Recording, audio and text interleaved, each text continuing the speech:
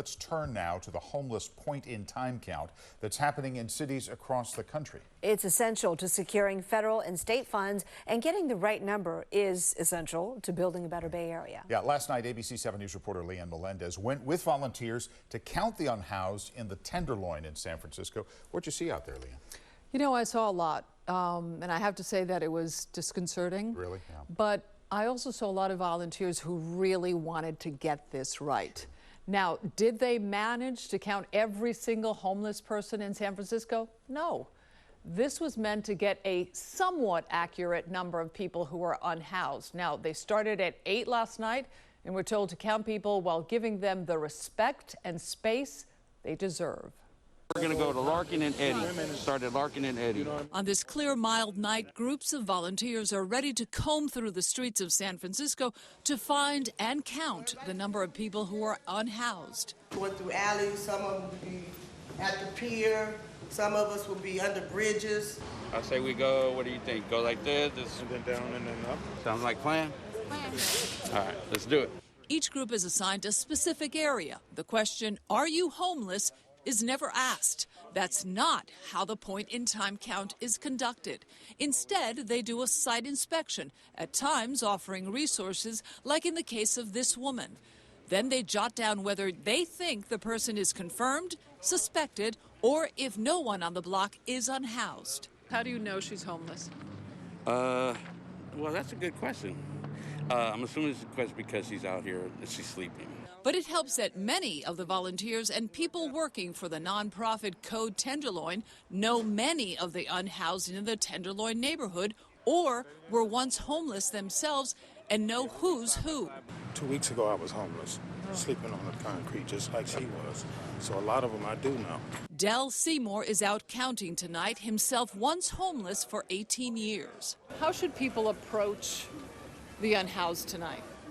No different than you would approach someone if you're walking up the front stairs to their home. So this is their home? Yeah, there's no such thing as encampments. Those are for Yosemite. These are dwellings.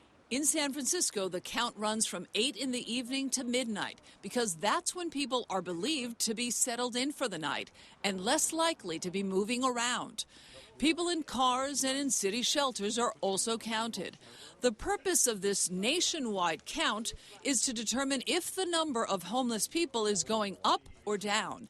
The results will impact services and federal dollars. But no one is expecting the numbers to be entirely accurate. For example, as they go by a closed tent, they'll never really know how many people are inside, so they are counted as one individual.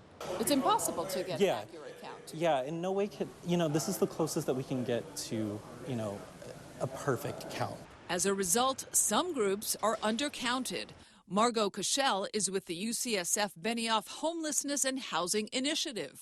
Homeless families do everything that they can to stay out of the public eye because they're really worried, with good reason, that their children will be taken from them. Young people are also undercounted because many are couch surfing or staying with friends. We know the number from last point in time count was a little over 1,000 youth experiencing homelessness, and we know that number is much higher.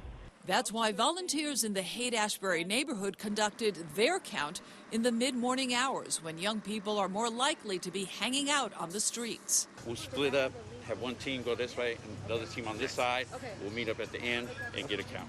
Back in the Tenderloin this evening, we counted between 6 and 21 unhoused people on each block, including Forrest Bine, who had just claimed a spot on the sidewalk to set up his new tent. A lot has to do with the addiction, and the choices I make, how I live. But I've learned a lot through being homeless, and my journey is just as important as anybody else's, I believe. Now, in the spring, they will have the first set of numbers out, but we won't get the full report until this summer, and that's when the city will find out how many people are homeless here in San Francisco. And during that last count 2 years ago, the number was 7,754 people who were homeless. So we'll see if that number is going to go up or down. Hopefully down. Thanks for taking us on this mission, because it's so interesting to see how it's done so deliberately and so compassionately. Yeah, It's great to see. with great respect Yeah. for the And homeless. physically and emotionally grueling for everyone it involved. was. Thanks, Thanks, Leanne. Leanne. Yeah.